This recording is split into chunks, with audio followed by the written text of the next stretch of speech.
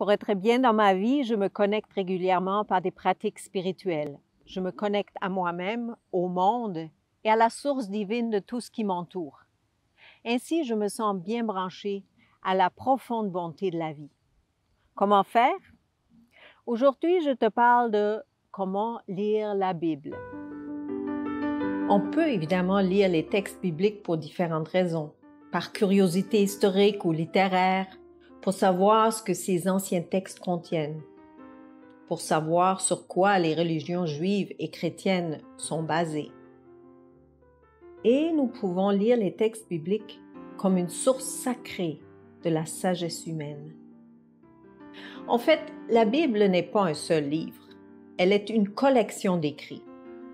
De nombreux auteurs, pendant une période de plus de 1000 ans, ont créé ces pages. Elles décrivent les expériences que les personnes et les communautés ont faites avec Dieu.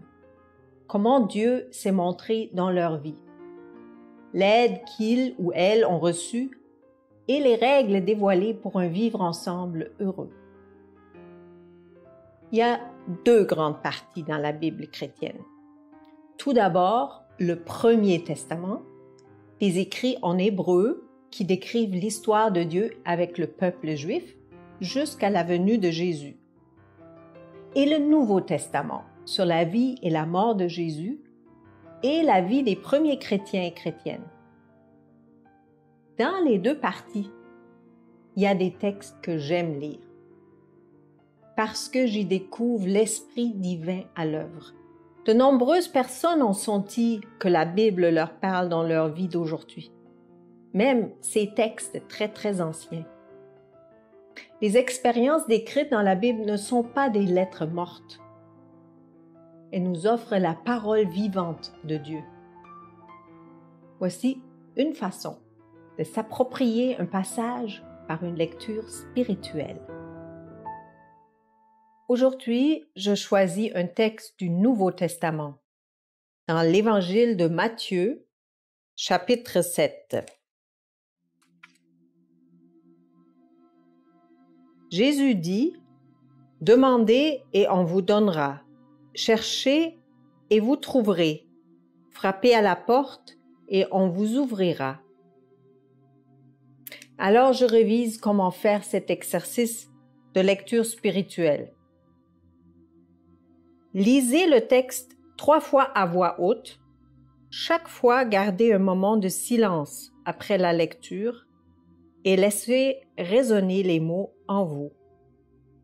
Mettez-vous en présence du texte. Après chaque lecture, posez-vous les questions suivantes. Premièrement, quel mot me touche particulièrement? Deuxièmement, en quoi cet extrait biblique est-il pertinent pour ma vie d'aujourd'hui? Et troisièmement, qu'est-ce que Dieu fait pour moi et moi, qu'est-ce que je me sens appelée à faire cette semaine? Essayons. Je me centre avec une grande respiration.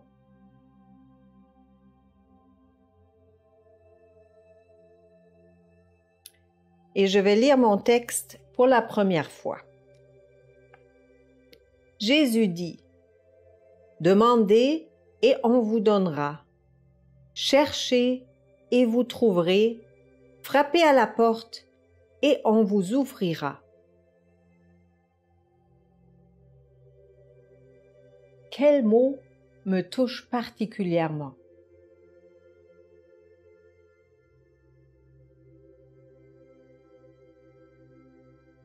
Le mot « chercher » me touche particulièrement aujourd'hui. C'est une action que l'on fait avec intention quand on veut trouver quelque chose de précieux. Est-ce que cela veut dire que dans la relation avec Dieu, il faut être intentionnel et je dois être active pour être en relation? Je lis une deuxième fois. Jésus dit, « Demandez et on vous donnera. Cherchez et vous trouverez. Frappez à la porte et on vous ouvrira. » En quoi cet extrait biblique est-il pertinent pour ma vie aujourd'hui?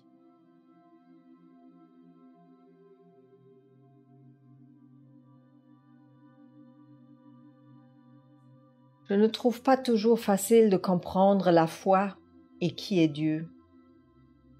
Parler de Dieu est si abstrait. J'aimerais bien le connaître davantage et ressentir le lien de la foi au plus profond de moi.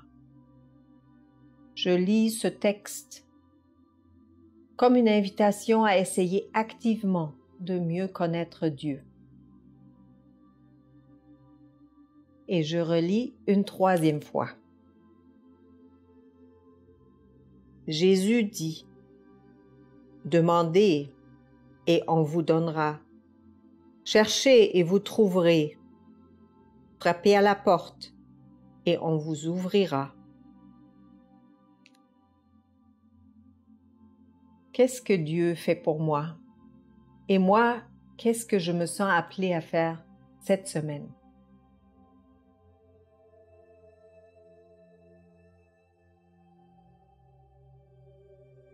Dieu me lance une belle invitation en me promettant de m'ouvrir la porte.